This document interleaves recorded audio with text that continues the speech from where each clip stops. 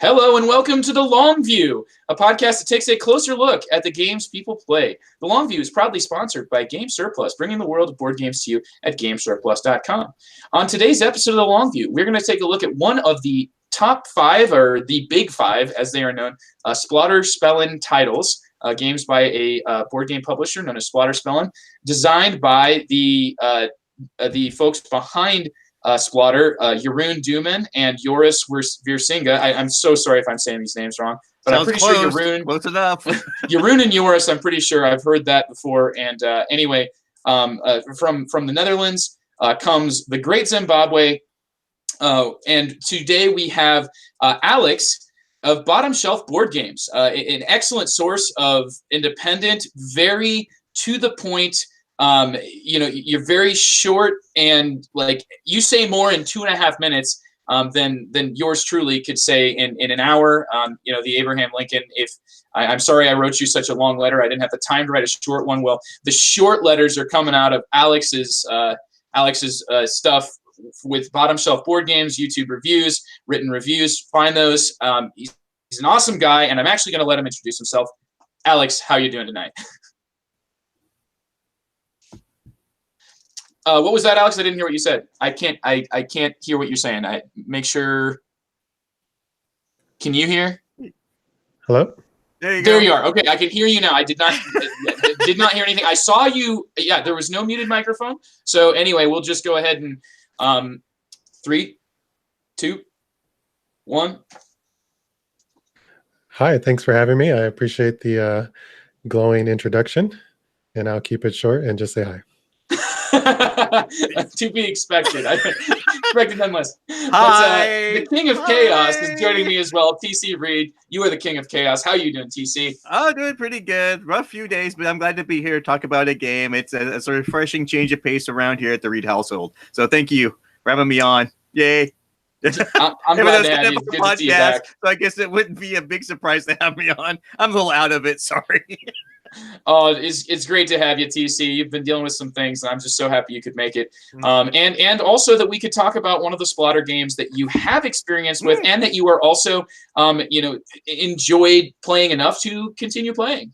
Yeah, I know I'm excited about this one. This is like as most listeners know, I have a kind of a love-hate relationship with Splotter games, but this is one of the ones I really enjoyed playing. So I'm really excited to have an in-depth discussion about it with my limited knowledge. But hey. So I'm here to provide a color commentary, right?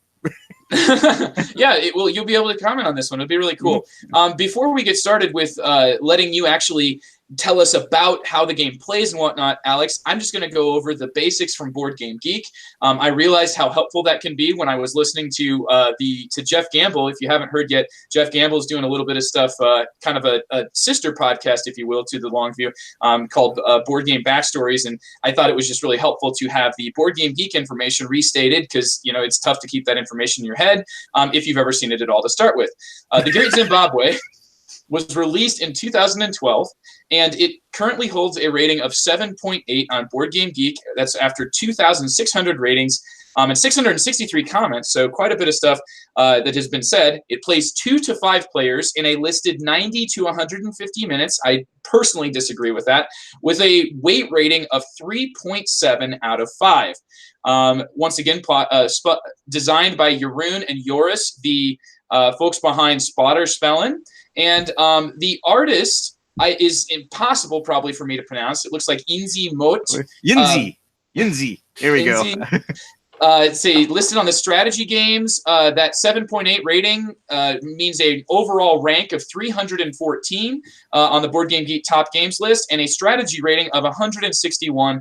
Very respectable, considering that Splotter games tend to, with a price tag and MSRP of around $140, it can certainly alienate many people who might otherwise play this excellent game that I really hope you're willing to try after what you hear. So that is a lot of the things about the just basics that you could find on Board Game Geek. And I will turn it over now to you, Alex, to tell us more about the Great Zimbabwe. Yeah, so the Great Zimbabwe. I think before getting into any details about the game, I think it's always good to talk a little bit about what a Splotter game is. Yes, this is important. Prepare the audience. Yes. Yeah. I want the angry emails. How could you get me to buy this game? The back of this Look box at the back of the box. It's blank. What's up with this? Yeah, well, I'm no expert in what their games are, but there's sort of like an air of greatness that kind of surrounds them. There's a mystique that's always been shrouding their games for a very long time, and it's only been relatively recently since they've reached any sort of mainstream kind of success with Food Chain Magnate. I first ran across them about 10 years ago ish, when I actually saw a board games with Scott video on Indonesia, and I watched it. I didn't even own a board game at that time. I just watched that video. I said, oh, that looks pretty interesting. And I looked up online how much that would cost to buy. And it was over $100, like you said. And I said, this is insanity. And so I passed on it, of course. And ever since then, I always had in the back of my mind, because it was so hard to find afterwards, that, man, I should have bought that game. I should have bought that game. And so every few years, their games come back in print, and it's, a 2-man operation. Basically, they are play test their games kind of to the nth degree, and they're known for kind of a low luck, high skill kind of philosophy behind their games, where all of your moves, all of your actions, all of your victories are determined by how well you played, and not necessarily a roll of the die or a turn of a card, something like that. And what that means is that can be relatively punishing for a newcomer. If you don't know what you're doing and you're playing with someone who does, chances are you're going to get trounced. That can put some people off. It's just a matter of taste. For me, I tend to enjoy that. Especially when you can play it more than once, you see your improvement, and I like to see that incremental improvement, to look back at my plays and say, oh, I'm actually doing better. Oh, I should have done this my last game, and I'll take it to my next game and play better in that one. In a lot of ways, it reminds me of a sport. My sport of choice is basketball. If you're going to teach someone basketball, you can't toss them a ball and just expect them to play a game of 21 and do well. But if they come back next week and they come back the week after, and they're going to get better and better. And that's kind of the philosophy that I see within all the games that I've played. So that's kind of the big idea behind Splotter games, I think. And of the games, of all the games they designed, I really appreciate that they really have a strong narrative behind them as well. They have a really strong start, and by the end of the game, you can really see your progress and how things have changed and how your actions directly affected those changes. In a game like Antiquity, for example, you start off with basically an empty city, forest all around you, and by the end of the game, you've chopped down all of the wood, you've polluted all of the lakes around you, and you have a city full of graves. Basically. Yeah, everyone's dead. Yeah. In a game like Food Chain Magnate, you start with a little hamburger shack, and by the end of the game, you have a huge franchise that's advertising on the radio. You're basically the McDonald's story. One guy with his cart turned into a huge, rousing success by the end of the game, hopefully. And so I really appreciate that in board games in general, and especially how that's present in all the Splotter games that I've played. But you didn't mention Road and Boats, where you can actually mark on the board. Yeah, that's a great one. You start with literally a blank slate, and you're going to be marking it up the entire game, and by the end of the game, you have this laminated chicken scratch, basically. Like roads and walls, and yeah, that's pretty cool. You have an overhead transparency of I have no idea. It's just going to look like a bunch of lines in between. Some people get pretty elaborate though with their drawn roads on the board. Yeah, my sister-in-law is a professional artist, so anytime we play any sort of drawing game, it always puts my stick drawings to shame. Well, mine are just like yours. It's it's certainly with Roads and Boats. I mean, the development of the logistics, using logistics to tell the story of civilization was something I did not expect, and And you mentioned antiquity, where you're building up an entire civilization and polluting and graveyards, and it's like it's just packed with stuff. The Indonesia, where you're developing a shipping network throughout the islands, with ships and taking up space in the sea, and the Great Zimbabwe. Now, which food chain magnet would be, I guess, the fifth one of those, which you start with nothing on the board, and by the end, you have a whole bunch of restaurants that can't sell any food because they don't have any lemonade. No, or they get pizza bombed. Yeah. Some really cool stuff there. So of the 5 big ones, the Great Zimbabwe is what we were talking about today. And what about the Great Zimbabwe makes it stand out amongst those games, and I guess the larger hobby, if you're ready to go there? Yeah, I'll always have a soft spot for Food Chain Magnate because I grew up. My dad had actually fast food restaurants growing up, so I'll always have a soft spot in my heart for that game because there's no other game that really comes close to that. But of those 5, I think the Great Zimbabwe is probably my favorite, and a lot of it comes from it being kind of a networking game. You might not think of it that way when you look at the board because there are no roads, there are no lines connecting dots. But it goes hand in hand with the setting. In you're on the African plains, and there weren't many roads and trains and established lines to connect the hubs, the central cities, the different markets and things like that. So instead you have these spheres of influence creating these networks. And I just love networks games. I love connecting dots. If you put a couple dots on a piece of paper and no one's looking, I'm just going to start connecting them. It's like this primal urge inside of me that just wants to connect dots. So that's pure mutations. Exactly. And then this kind of just takes that idea, but flips it on its head. Instead of drawing those direct lines, you have that, like I said, those spheres of influence.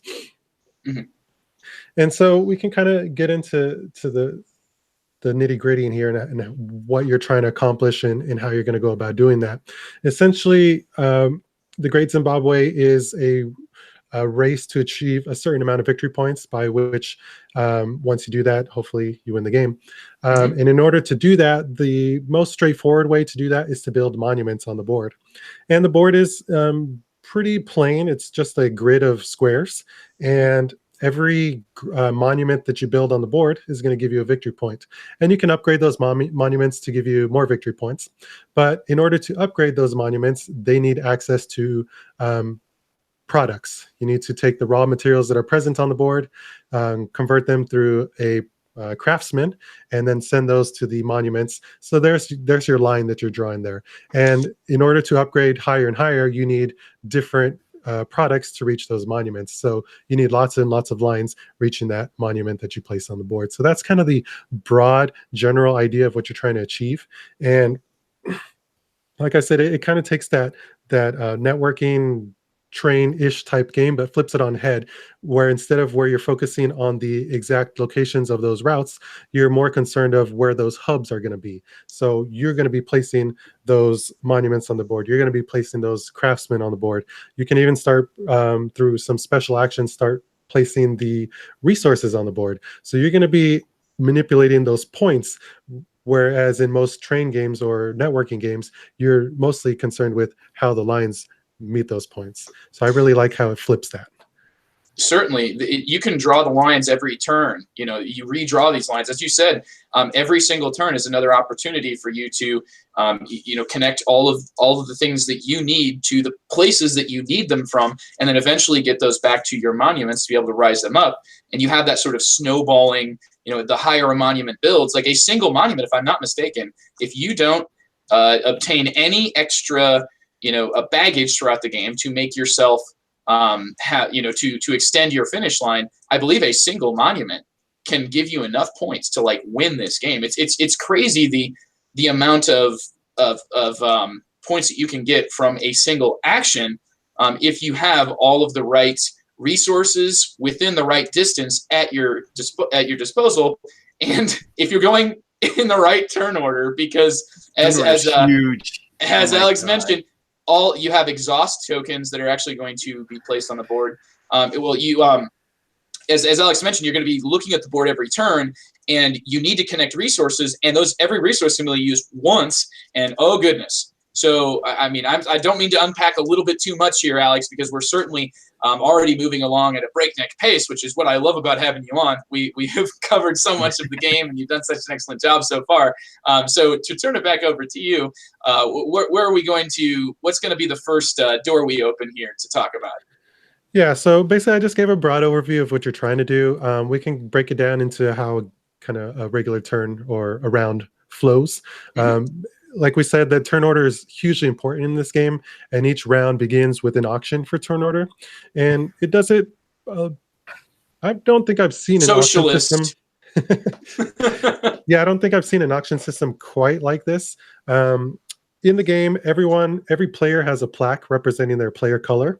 And every time you want to make a bid, you're going to distribute, let's say you made a bid of 3, you're going to distribute those, the currency in the game is cattle. So which is amazing. It's like my favorite currency in the game ever. Is you have regular cows and you have like gold cows. Is so awesome. That's great. They're shiny too. They use like a like a shiny glitter. Yeah. When I was handed my currency in this game and there were cows, I almost lost my stuff. It was great. I was like, really? Cows? Oh, I love this.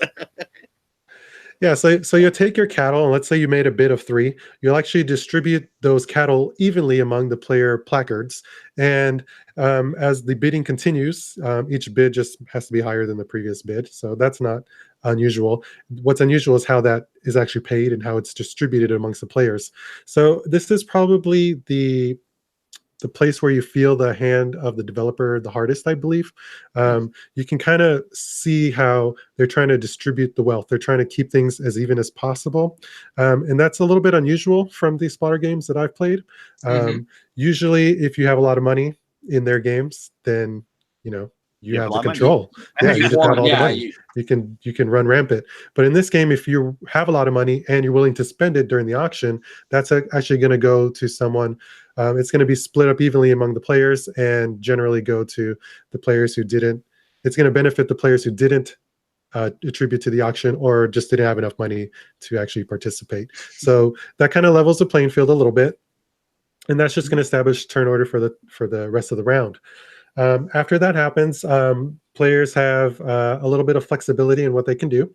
The main thing is that they can choose one of these 3 actions.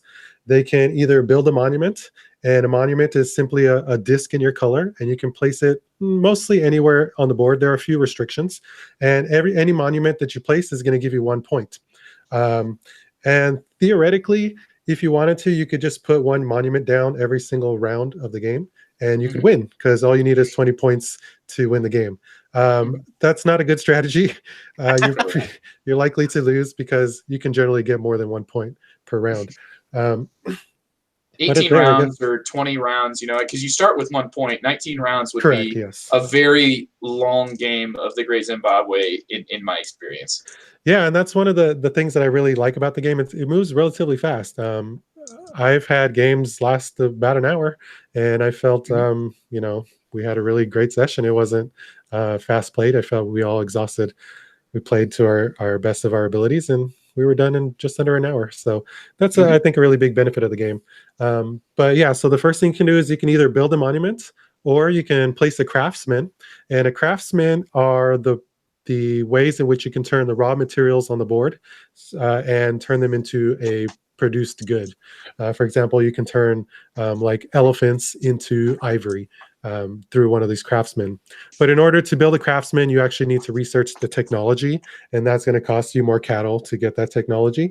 And what's interesting in this game is that anytime you get any sort of ability or benefit, it's actually going to raise your victory point requirement, which is a huge part of the game. So for example, if you wanted to build that ivory carver who is a craftsman, that gives you a benefit of being able to create ivory. So that's actually going to increase your victory point requirement to win the game by 2. So now you actually need 22 points to win instead of just the 20. So it's a really interesting trade-off. You have to take into account, is this powerful? Is this ability powerful enough to overcome kind of the added weight on my shoulders of extra victory points to overcome. So you always have to make that mental kind of weighing in your mind. So that's the second action you can do, is placing the craftsman. And the last action you can do is raising the monuments. And we talked about it a little bit, in which monuments need access to those produced goods in order to move up to the next level. So a level 1 monument will need 1 good to go to the level 2 monument. A level 2 monument will need 2 different goods to go to the next level, and so on. And as you do that, the points that those monuments are worth increase, so geometrically, something like that. They increase more and more. So the I first think it monument goes +2, +4, +6, +8, I believe. That's correct. Yeah. So I don't even know if there's a word for that. It's by twos or something. So so you can get, like I said earlier, each monument is only worth 1 point. So if you want to put 20 monuments out there, you can certainly do that. But it's much more efficient to make a 1 monument into like a level 5 monument, which will be worth 21 points by itself. So enough to win the game alone. yeah, so that's that's a possibility. I don't think I've seen that happen yet. No, level 5 monuments are intense. Like, Yeah. I don't think I've ever seen maybe once or twice seen a level 5 monument, but usually that's somebody who's taken on a lot of baggage to get there. Yeah, it's like victory point debt. Yeah. Yeah. Yeah, so those are the 3 main actions that you can do on your turn. There are also a few optional things that you can choose to do. Along with what's on the board, there are these cards that are going to be laid out in the beginning of the game. And most of them are going to be God cards, and those are actually randomized. There's a random set that you put out every game. And these God cards just give you special abilities or some sort of rule-breaking or extra powerful thing that you can do throughout the game. And you can only have 1 god, which is, I think, is like a nod to the fact that the tribes in Africa were monotheistic, actually. So you can actually only have 1 of those gods. And once you claim a god, you can never claim another one. And that god will give you a power. For example, I'll just grab one here. For example, Ngai, he gives you a 2 cattle income each turn. So you don't really have to do anything. You just get a nice little bonus income every turn. So that's really nice.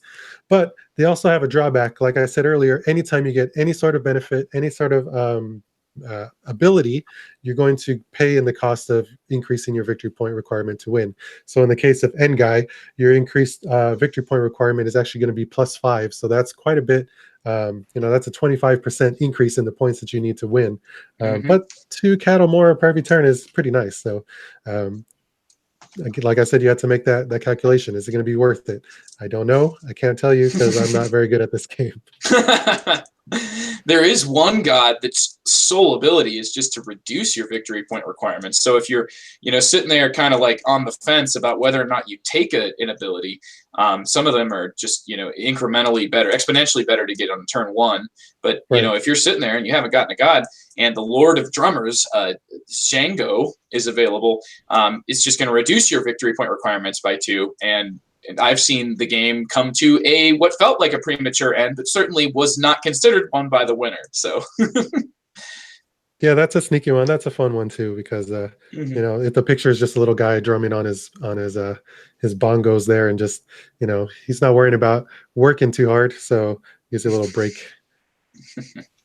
In addition to those gods, there are also these specialist cards, which are similar to the gods in that they give you some sort of ability that will increase what you can do during the game. But these are set. They're always going to be available every single game.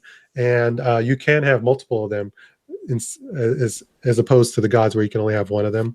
For example, you can learn to do a rain ceremony, which lets you place water on the board. You can get the herd, which actually just gives you can multiply your herd, your cattle, and get more income if you pay up front. So those are just really strong abilities you can use. But again, those are going to increase your victory point requirement. So those are all things to consider. After everyone has taken their turn, then comes the income phase. You're going to get income equal to the highest level monuments you have on the board. So if you only have a level 1 monuments out there, if you're doing that 20 monument strategy, you're only going to get 1 cattle per turn. Whereas if you have like a level 3 monument, then you're going to get those 3 cattle per turn. In addition, anytime that someone uses one of your craftsmen, or some of the cards will actually take payment onto the card, players will actually, like if someone wanted to buy ivory from your ivory carver, they actually have to put money on that card to do so, and you'll collect money off of that card at the end of the round. So you can get into the selling goods game if you want to increase that income as well. And the economy, it causes the economy to swell, which, as TC had mentioned, alluded to earlier, the turn order auction can be extremely important, and by the late game, it could certainly result in some higher bids than you might have anticipated were possible. Yeah, and not to mention, like I said, I got a little crazy with my powers, and I didn't realize how it set me back so far in victory points. I'm like, dude, I'm doing all this great stuff, but why get 12 additional from these powers? Oh, thank goodness this game's only about an hour, because I just ate it. Like with my first, that's so typical of a Splotter game. Like your early in-game choices will come back to bite you so freaking hard by the time the game's over. Yeah, there's always a trade-off in any ability, any power that you take. There's always going to be that trade-off, and it's so tempting to just gobble up all those abilities, to gobble up all those craftsmen. You can build every single good in the game. You can basically sculpt the landscape to your will. You can basically be like a walking terraforming civilization. And it's just like, I could, like, water's not a problem for me anymore. I'll take this card. I can get some more extra. I'll get this card. I'll take this card. And it was, oh man. Yeah, and then you realize the hole that you've dug. Yeah, it really plays on you, because it's fun to break the rules. It's fun to do things that other people can't do, and so that's kind of this temptress always to the side saying, "Hey, look at me!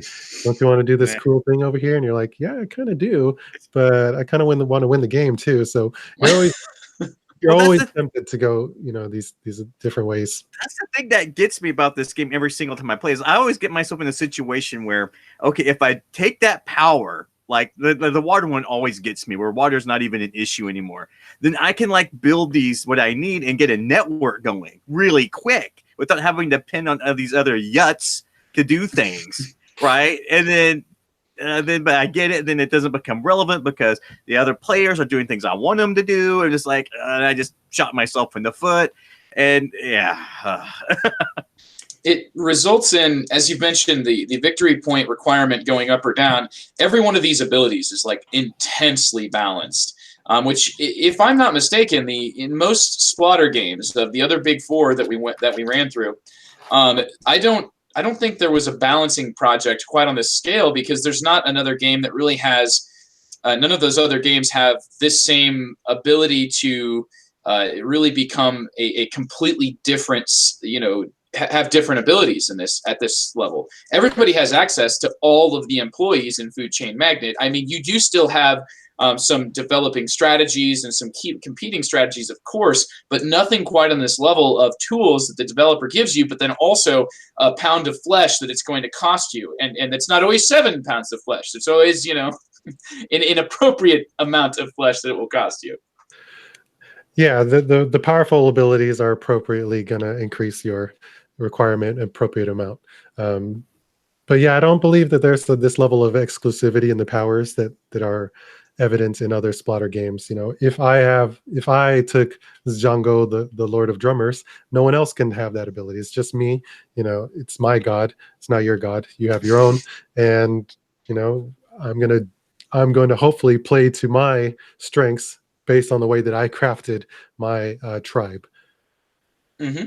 It certainly is, and the thrusts in this game that you're going to be able to do with those powers, or even without those powers, just what's available, because just in it having an economy of surplus cattle, you can really make an impact. You can make, if you have 3 monuments on the board, with one action that you described earlier, one action, you can upgrade all of those monuments, whereas you're limited when you build new monuments to only one.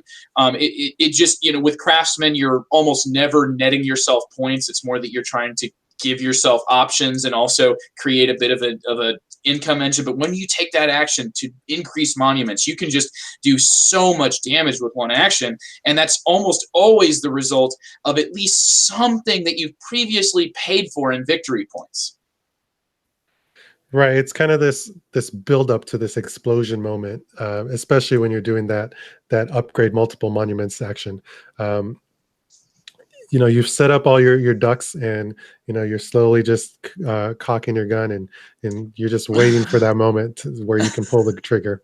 Um, if you upgrade 2 or 3 monuments, that's a huge point swing. Um, that can be 5-10 points point swing, and that can really just seal the game right there. And that's kind of where turn order becomes vitally important, because we mentioned it a little bit in that every time that you exhaust a um, a crafted good, it uses raw materials on the board, and those are going to be exhausted. It's just for that turn, but if multiple people are jockeying to upgrade their monuments and end the game, whoever gets to those resources first is generally gonna come out the winner. And for the way that my kind of games have played out so far, there seems to be this centralized area of activity where people tend to group up and fight over it, just the way that the geography kind of is laid out. Each time you play, the map is kind of randomized with these board map tiles, but I feel like the way that the resources are still placed on them, they must have done a lot of testing even on that, because like I said, everything seems to gravitate towards these hubs of resources and craftsmen that kind of congregate around each other, which makes a lot of thematic sense too. If you have a craftsman building over here, then they're probably going to build markets and their monuments close by, and they're going to try and make sure that they have lines. So everything kind of lines up in this really natural and organic way. Mm-hmm. Absolutely. And the board even further can shrink because of the presence of water. You'd mentioned it earlier, Alex, but the way that water figures into making this board, as you mentioned, hubs of activity. Well, water makes that even worse. Yeah, so water is mostly you can't build on it, but it will block a lot of the places that you can place things. So it will further constrict just placement, but it's also a huge mode of transportation in the game. Generally, when you transport goods from the craftsman to the monument for upgrading, they need to be within 3 spaces. So for the purposes of that transportation, you can actually traverse the water. So if the water is lined up in such a way that the water spaces can be actually really huge depending on how the tiles ended up, but no matter how large that water space is, it just counts for 1 space in terms of transportation. So you can move, if you take advantage of those water spaces, you can really spread yourself out and really come up with some creative movements that aren't immediately evident, especially since you aren't actually drawing those connections. You kind of have to see it in your mind's eye. Mm-hmm. Certainly, yeah, and you can also, as you mentioned, combo that together with a specialist to continually grow the area of water on the board. And I've not seen, I don't know about you, but in my games, those specialists, especially the ones that add things to the board that can be used by all players, I've never really seen them. Like, I've always been scared of them simply because I'm taking on a victory point requirement. I feel like somebody else is going to see it and be like, hey, thanks for doing this for me.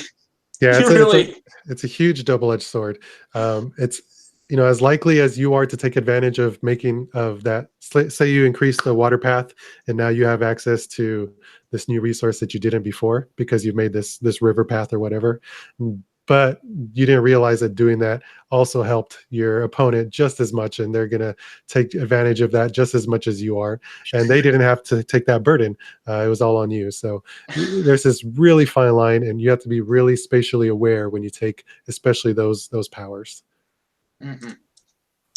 Yeah. So we have talked so far a little bit about the way that the board organically develops and the way that there are craftsmen, but there's multiple types of craftsmen, and it's not just limited to a single possibility. So when you start the game, there are, is it 3 separate resources that you are going to be creating in your first round, and then those will all have been made pretty much obsolete by the end of the game.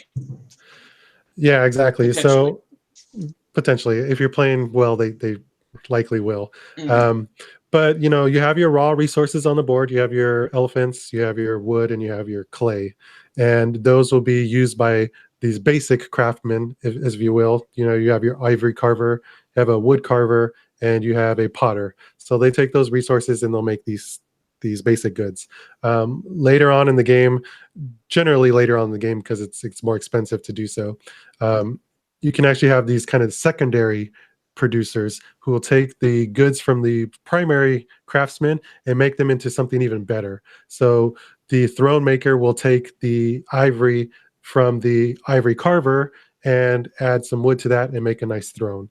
So you have these second levels of goods that you'll progress. And once those are out on the board, those initial primary resources, those primary goods, actually aren't viable anymore. They're not good enough for the gods, for the monuments. So you actually can't, you know, it's kind of like disrespectful, I guess, to use them at the monuments and increase their level. So once someone kind of throws that down there, it really changes the entire flavor of the game. Now, instead of people looking at the ivory carver and how they can get that ivory to their monuments, now they have to rejigger everything in their heads and say, okay, forget the ivory. How am I going to get that throne? Am I in position to do that? Did I just, you know, get pushed out of position? Am I not even in range of that throne maker? It can really throw wrenches in people's plan with the right placement. Absolutely. A huge impact that you can have by making all of what's on the board obsolete. And as you mentioned, Alex, that is probably going to happen if you have players that are aware that the tempo is not right for all the victory points that they have, the requirements they've taken on. Yes, they have this amazing capability of producing great monuments and so many cows, and they can do all kinds of cool things. But, oh, that player over there needs one turn to win with their dinky little monuments that they've just got two of them and almost no abilities. So that's the time that you make that action. You take an upgrade that causes the entire economy to just wrinkle into something that's unsustainable for those players that have tried to play this early game rush to the win. And yeah, it can make for a bit of a decrescendo as opposed to an ending with a symbol clash. So yeah, and to further give you some power, every time that you build one of these craftsmen, you actually set the price for those goods. So like I said earlier, anytime you buy goods to upgrade those monuments, you have to pay to the card. And whoever built that craftsman, they actually get to dictate how expensive it is. They can make it really cheap if they're generally, you'll do that if you're the only one who can really take advantage of it, if you're the only one in a good spot to do that. Or you can make it really expensive if you know it's in a highly contested area and lots of people want to use it. Then you make it really expensive and then you'll reap those benefits. But like you said, if you see someone's in position to really capitalize on these little dinky monuments and use those kind of lame primary goods, you can throw out a secondary good, change the economy by jacking up the price on that. Now they can't even afford to upgrade their monuments, and you can really play around, do some really mean stuff there. It adds some economic flavors to a game that I know when compared to other Splotter games sometimes gets kind of dinged as having the least economic qualities compared to for the likes of like Food Chain Magnate, where you're ultimately working towards having the most money, and Indonesia, exactly the same idea. These games that have a sort of you mentioned the term 18xx, the genre of games that involve building train routes, and really this game has an economy that involves a kind of just more openness to how you can get about getting from point A to point B, but you are certainly going to be changing an economy in a way that drastically impacts, the game in ways that I think anybody who's ever heard of company dumping, or like when you try to liquidate your stock and ruin another player's potential, the Great Zimbabwe certainly has some dirty tricks in its sleeves. Yeah, I don't believe the economy is the primary focus of the game, but it's hugely important. You can't ignore it. And the numbers that you're playing with are relatively low. You might be dealing only 4 or 5 cattle at a time, but that means that a small fluctuation and change also has these huge rippling effects throughout the game as well. So, you might not be dealing with hundreds of cows, but 20%, one cow can mean 20% of your entire income, and that's something that you really do have to consider. And it's hard to come by cows in the game, so treat them right, and hopefully they'll treat you well too. I like it. That's a nice disclaimer for the Great Zimbabwe. Treat your cows nice. It's a good life lesson. Yeah, the treating your cows nice is important. And you had mentioned earlier that the amount of cows that you're going to be getting every round, in addition to what you get from monuments, is how much you have collected from your craftsmen. So there's elements there, and you're in control of all of them, but it's not just you in control, it's the rest of the table too. Yeah, and that's the primary reason that I really enjoy this game, is that nothing in this game happens in a vacuum. When you place something on the board, it's going to affect everyone on the board. They're going to either leech off of you, they're going to try and muscle you out. Nothing that you can do can be hidden. There's no way of protecting yourself. You can't fight people off. It's just, it's purely positional. Who has the best position on the board? And if you claim it first, then you should take advantage of that. A big part of the game is transporting goods to your monuments so that they can be upgraded. And if your monuments are really far from those goods, you can actually use your opponent's monuments as hubs, and you can actually jump from monument to monument, kind of like a skipping across the map. And every time you do that, you have to pay them some cattle. That's fine. Generally, the payoff is worth it. So you also have to take into account that every time you place it, it can also be utilized by your opponents. So there's just so much to consider in every single little move on the board. It's a very, everything about this game is going to test you spatially. It is very special. Wow. Yes, you aren't lying there. Very puzzly in a spatial way, and in a way that where the puzzle does not ever become solved. It just never gets easy like that. I mean, you might see how another player does it on their turn, but usually the uniqueness of your specific combination of gods and positioning is going to result in every turn being a new thing to try to maximize. And try to also prevent anybody else from making anything off the board. I mean, I feel like there's enough on the board so that there's some really cool things that can happen, but it's only like 1.25 players that get to do them. So everybody else ends up just doing the craftsman action or the build a monument action. It's like, I was going to do this, but nothing is available. Yeah, that's that just goes back to the turn order. And turn order is also, from my experience, a huge part of most Splotter games. They like to reward going first, but you have to earn the right to go first, and it's usually going to cost you something. And in this case, your income, your cows, your cash is everything. That's how you fund basically anything that you do in the game.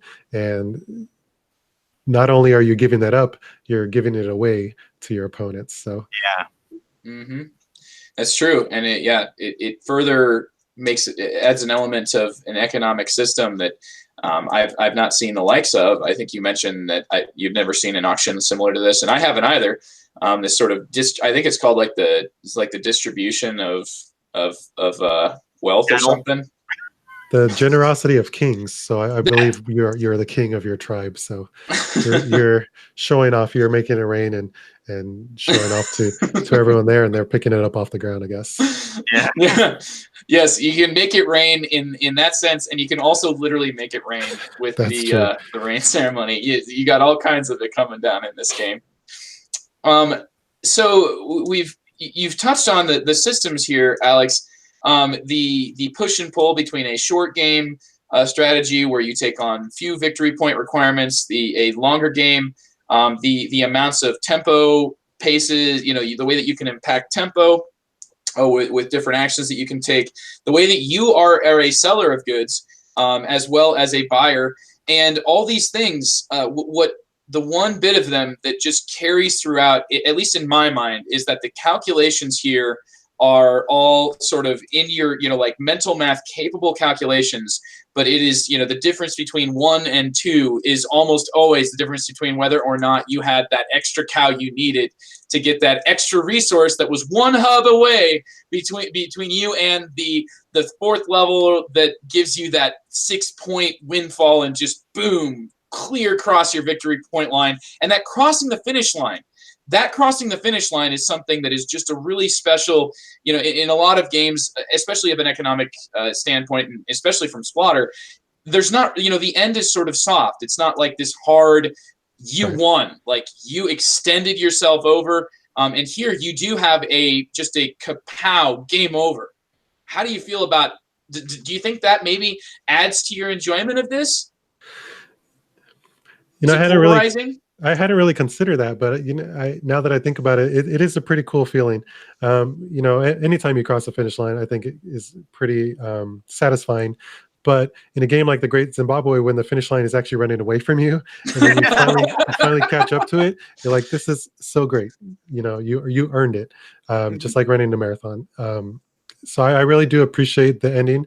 It can be abrupt, but generally everyone is aware that it's going to happen this round. Everyone is kind of churning in their heads, kind of like you were saying, that a lot of this is internalized in your head. There's no charts.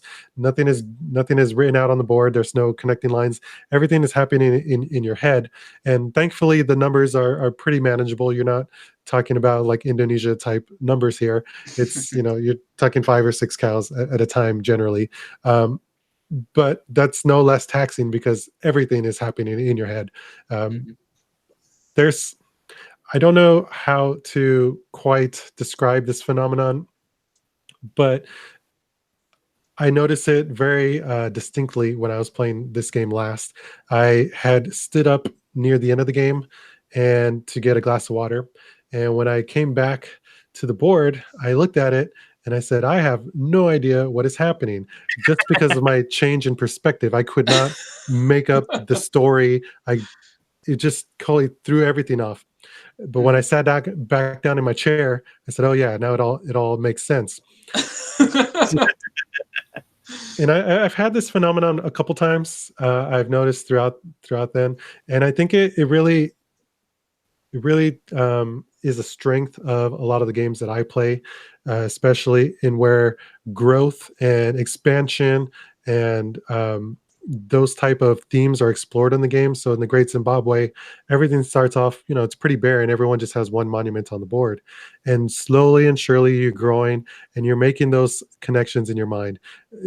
But it's coming piecemeal. You're not taking in everything at once. So you're taking this connection. Okay, I got that connection. Someone places a monument over there, said, oh, I can use that as a hub. Okay, I'll keep that in mind. Someone places a craftsman. Oh, now I can use that craftsman to go to that hub and come back home. Okay, that's all making sense to me. So it's these layers and layers upon building and building that really excites me, that really satisfies me, that gives me that a feeling of accomplishment at the end of the game, and that coupled with that crossing the finish line moment at the end, that's really just pure satisfaction to me. It scaffolds you up and then makes you feel like I'm capable of taking this all in because I've done it turn by turn. I've developed that this is okay.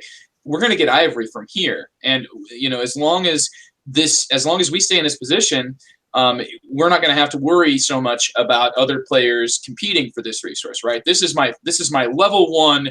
This is where my go-to resource to start with. And then you just kind of build from there. Like, okay, I remember the cost. It was like 4 cows because the wood's clear over there and I have to hub twice to get to it. And that was tough, but that one is only available to player number 3 in turn order.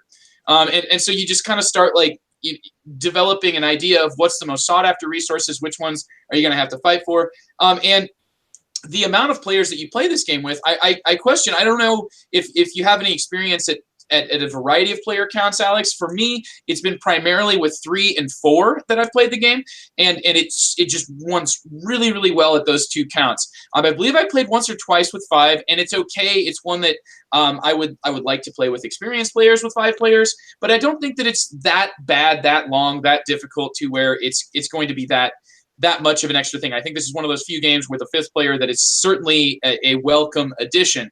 But I'm looking right now at a picture that somebody posted on Board Game Geek of a 2-player game of this. And I'm just like, scratching my head. Like how does this economy work with 3 basic resources and only 2 players? You know, is it loosey-goosey? And looking at their game, no, it looks very intense. So I'm not sure exactly. What is your experience with the different player counts? I've actually only played it with 3 players, and I think it's a fantastic 3-player game. Okay. So I can't really speak to the other counts, just that 3 for me, I think, is a great number in general for board gaming. I'm lucky to have a 3-player group primarily. Sure, yeah. The board does change. It takes on different shapes at higher player counts. It looks, I believe with 3 players, it looks kind of like a stair step where there's like a level of 3, then 2, then 1. Exactly. You add, I think, 2 extra to a 4-player game, so it looks kind of like it's like a tic-tac-toe with 2 missing squares, or maybe just 1 extra with 4. And then I think with 5, you might even play almost with just like a 3x3 grid. Right. It's cool the way that the game board expands, and each time they have a specific location for the starting tile, so that you're going to have a more balanced experience. And I think that really works well. Yeah, and speaking of the starting tile, that's the only really dictated place in the game. There are these places on the starting tile where you must put your first monument. Other than that, everything's completely wide open. Whatever you want to do, you can do it, whether that's to your detriment or to your benefit. They really kind of just let you have at it. And if you are a person who can be debilitated by the wide openness and not having those guardrails around you, then this game can be really challenging to you. I've seen people just freeze and just say, "What do I do now?" And I said, "Just put something on the board." And so wherever you want, and that's not going to appeal to some people, and that's totally fine. It's just a difference in philosophy. Yeah. Certainly. TC. I was about to say, I've heard in player counts, I've run across a situation where I've known someone who's played this game quite a bit, and they said that in a 2-player game, there's a certain combo of cards you can get that really gets out of control pretty quick. But I don't remember what they were. It's on Board Game Geek somewhere. You can go look it up. Okay. So it's, without an economy to give players options for balancing and playing around, there's just kind of less toys to play with here, and so some of them might be a little bit too sharp for that. Let's dedicate a little bit of time towards the aesthetics here. We haven't really talked much about the theme behind it, but this is a pure, like, you are in the original, the Great Zimbabwe, the kingdom, the pre-colonial African kingdom of the Great Zimbabwe.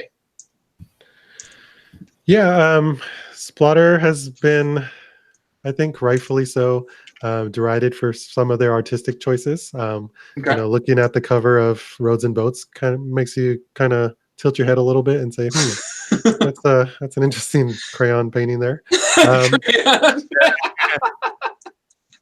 Sorry. Okay. There's kind of a charm to Roads and Boats specifically, but I think of all them, this is probably one of the more attractive games that they have. It's very subtle. The board is, like I said, just a square grid, just a bunch of little squares all around the board, but it has this nice texture to it, and the spots are nice and easy to identify. You got your little, like we mentioned earlier, your nice cow meeples for your currency, and with the nice metallic paint on them. The cards can be a little bit muddy, but the text is clear and easy to read. overall, I think it's a pretty understated and handsome production. I don't really have any qualms with it. The boards are sturdy. The cards are just cards. You're not really handling them, so they don't need to be the highest quality, but they're fine enough. And you got simple wooden pieces that are bright and in the player colors, and they really stand out and make things really clear and easy to see on the board. So I'm a person who really does appreciate aesthetics in games. I don't need it to look 18xx style, just lines and pure color. But this has just enough of an artistic flair and touch to it that it shows that they do have some care for that. And I do think it's kind of it's almost abstractish in the way that everything's shown there. And I wouldn't be ashamed to show it off in like a coffee shop or something like that. Yeah, but you sure care if someone spilt the coffee on it, I bet. Oh yeah, you're not allowed to drink coffee in my coffee shop. The price on this thing on Amazon is going for like $169 right now, which is not very far from its MSRP, about I believe 140. One of my favorite jokes I did on Carissa was we went to a board game store and I went, "Hey, I heard this game's really great. I played Great Zimbabwe. Why don't we go pick it up?" And she, flipped around the back and like, "What's this?" And she saw the price tag and she went, "Nope," and put it right back on the shelf. Yeah, it is definitely a hard pill to swallow. You're looking to pay about $100 when it's in print. I don't believe it is now, or if it's between printings, so it might be a little bit higher. Like you're seeing 160. So that's quite a high asking price, and you're not paying for elaborate miniatures or these deluxe components or anything like that. You're paying for a unique product with a unique design vision behind it, something that you really can't find elsewhere. Whether that's worth it to you, I can't really say. For me, I think it was worth the cost that I paid. I agree. This is the only Splotter game that I own. Not to say that there isn't value in the other ones, but I guess I have access to the ones that I'm interested in playing again without having to get them. This is the one that I really wanted to own and actually have taught other people. So it's that one that sits in an area that's you've mentioned how fast it is. It does something very special. Aesthetically, I think it's beautiful. I actually do think that it is extremely functional. And it is like a step above in terms of, comparing this to Mombasa, which uses the same general area. Its focuses on Africa, but it just doesn't go into, it's a different time period, right? So it's utilizing when Europeans were coming to Africa. Here we've got, the pre-European, the gods to me are depicted using what seems to be an artwork that I, have seen before in examining this type of this time period. The different tribes have symbols that resonate with what I have seen from the period. I think it is the most beautiful of Splatter's games. And that is, I know that you've probably got a soft spot in your heart there for Food Chain Magnate, Alex, because it does a very nice retro theme. But here, I don't know what it is that just resonates with me, but even the board itself, to me, is not just simple squares on a grid. It actually has, like a look as though it were like painted by hand.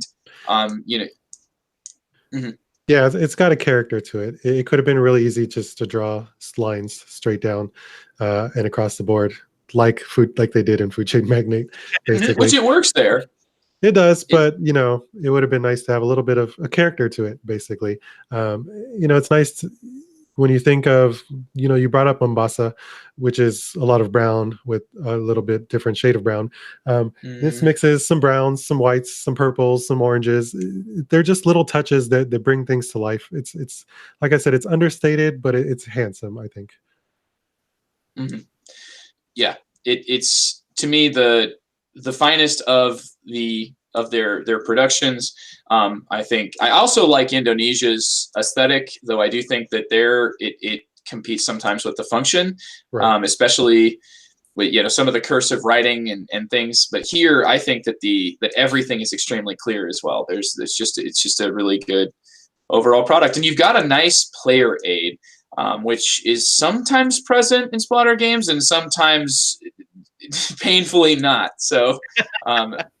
Very nice course of play aid added in as well. Yeah, as a product, I think it nails just about everything you could ask for it. It's fun to play, it's functional, it's attractive, and the only thing against it is its price, really. Mm-hmm. It does have replayability as well. Replayability in terms of you're not going to be seeing. I mean, the board sets up differently, and it does so in a very simple way, in a way that you don't really have to worry about balancing like you would with roads and boats. You kind of have to worry about how people are going to start, and unless you're all very experienced players, you don't want to set up a board that's extremely good in one area, and then you can just kind of shut your new player out. And somewhat same way in Food Chain Magnate, though the setup of the board certainly is something that the game, I would say, is more similar to Great Zimbabwe, in that it sets up in kind of a unique way and lets players choose their starting spots and choose how the board develops. Here you've got that, but it's reduced to like 9 tiles. So Right. it's an easy random setup where you're just you're ready to go. I remember it. I don't have to get the get the rules out to have to remember whether or not there's special cases with how the tile's set up. I do sometimes have to do that with Food Chain Magnate. But I love the way that replayability is built into the system in the Forms of the Gods, and even without that, the game would feel very different every time. But it's kind of a nice touch that they added that here.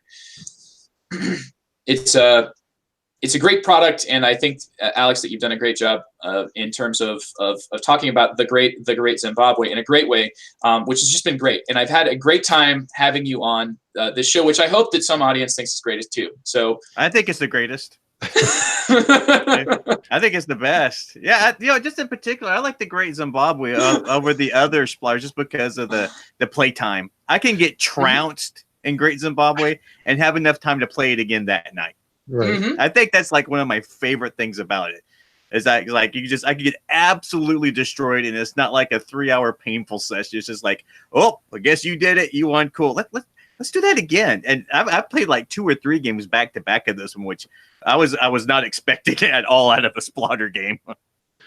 Yeah, it is probably their most approachable of their more famous games. But that doesn't mean it's devoid of what makes Splotter games special. It still has a lot of their characteristics, like we mentioned, being highly dependent on your skill and less on luck. You get that interesting player power abilities that was been developed in Food Chain Magnate as well. So there's that through line that's still evident in the Great Zimbabwe, but in a much more approachable package, and less of a time commitment needed on your part. Mm-hmm. Yeah. Mm-hmm. So like, by the time you realize what you can't, the time you actually get the rules a little bit on your belt and you've lost and you see what you've done, you don't have to like plan another play session like a week from then. It's like you can just hit it again, and I guess that's what I've really enjoyed about this one. Yeah, and that, like I said, plays into the getting better, to the iterating on the process that you've learned from game to game. It's a lot easier to learn and get better when playing a game only lasts 40 to 60 minutes. Mm-hmm. And it's approachable, much like Food Chain Magnate's a very approachable game. The kind of their, as you mentioned earlier, the game that became their critical mass, that turning point between Splotter being something that was more than just a niche. It certainly became more of the mainstream.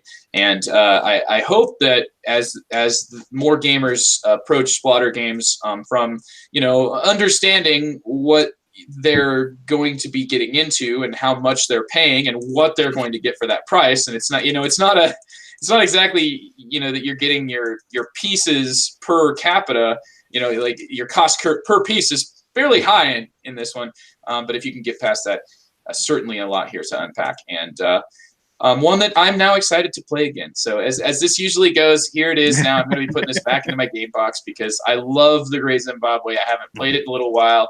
And I've had really good success with teaching it to new players and experienced players alike. So, and thanks for coming back on the show, Alex. I mentioned the Bottom Shelf board games, which you are still plugging away with. Could you tell more about that? Plug yourself here to anybody listening right now, because you have some really great stuff out there that I want to. I want more. I want more of your stuff, and the more people that are clamoring for it, the more it'll come. Yeah, I run a very, very, very small board games website called bottomshelfboardgames.com. It's basically just an outlet for me to explore playing with video and audio and a little bit of writing and photography. And it's just a little fun side project I do. It's not on a consistent basis, as consistent as I would like it to be, but it's a fun little diversion, and hopefully people enjoy it. Very cool. Check that out at bottomshelfboardgames.com. Well, it's been an awesome time here with you folks, and I look forward to next time all three of us can get back together. And hope that you have enjoyed this episode of The Long View, reminding you to check out Game Surplus at gamesurplus.com and come back to The Long View for in-depth dives into the games that people play. Thanks, and catch us next time here on The Long View.